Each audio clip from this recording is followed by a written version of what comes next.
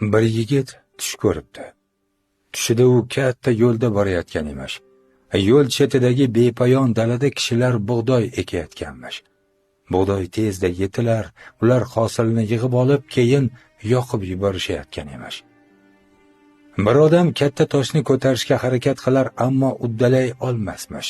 Biroq ustiga bir tosh qo'shilsa qiynalmay ko'tarar, uchinchisi qo'shilganda esa ishi yanada osonlashayotgan emish.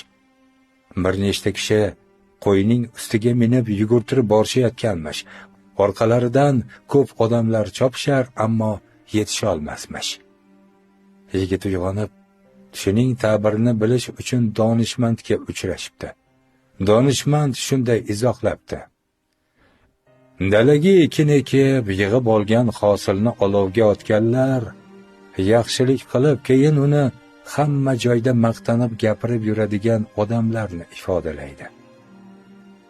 Toshga tosh qo'shib ko'targani sari ishi yengil kechayotgan kishi esa shuni anglatadiki, odamga ilk qilgan gunohi og'ir keladi, ammo tavba qilmasdan yana bu yo'lida davom etaversa, borib gunohlar yukini his qilmay qo'yadi. Qo'y minib olganlarga kelsak, unga mingan olimlar va mo'minlar, yugurib yetolmaganlar esa e'tiqodsiz kishilardir deb javob bergan ekan.